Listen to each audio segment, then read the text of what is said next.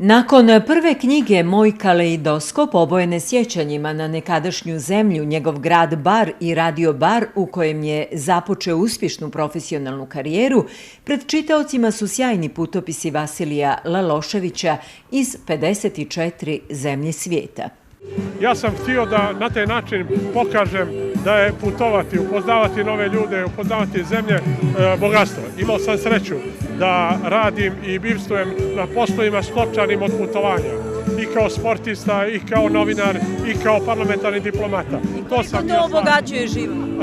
Apsolutno puno, 54 zemlje. Ovdje su napisane priče od Vladivostoka, Njujorka, Pekinga, Moskve, Aleksandrije, Reykjavika, Helsinkija, ne mogu se više sjetiti, Osla, Berlina.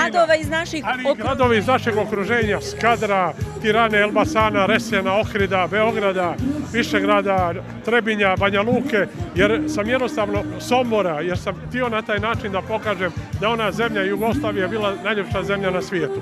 Milion, milion, milion, ali hroz. Iza kraja vidiš ti. Knjigu je posvetio svojoj unuci Kalini, što potvrđuje kako je istakao magistar Miomir Vojnović sa koliko je ljubavi pisana. Dovoljno je da otvorite prvu stranicu ove knjige gdje kaže posvećeno Kalini. Dovoljno da u samom startu vidite sa koliko ljubavi, pažnje i svega onoga što daruje zvanje djeda i svega onoga što Vasko osjeća prema ovom divnom djetetu, stalo je sve to. 398 stranica, 78 priča. Kao što reče moj drug Vasko, on je imao tu priliku i čast da bude na ovaj ili onaj način u 54 države svijeta. Lako je to reći, sa druge strane vrlo teško prenijeti doslovce onako kako se sve dešavalo, posebno iz onog ugla koji sam ja primijetio kod Vaska.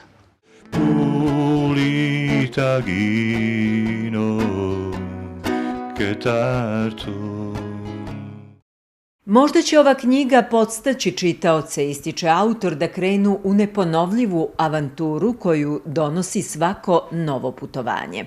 Neke knjige koje sam već podijelio i reakcije koje mi govore ljudi, govore da sam stvarno pogodio i da sam na pravom putu, ako ništa drugo, da neko kad pročita ovu knjigu raspakuje stare kofere iz ormana i krene tragom ove pozitivne geografije. Ako to ne može da makar upozna svijet preko ovih. Tako je. Jednom je Ralph Emerson, čuveni pisac, napisao da je ponijeti sa sobom nešto lijepo, znači ponijeti i tamo gdje putuješ. Prenijeti dobre vibracije onima koje srećeš i obratno pokupiti dobre vibracije od tuda. Fragmente iz knjige čitao je Saša Maslovarić, a u muzičkom dijelu nastupio je Dragan Šćekić.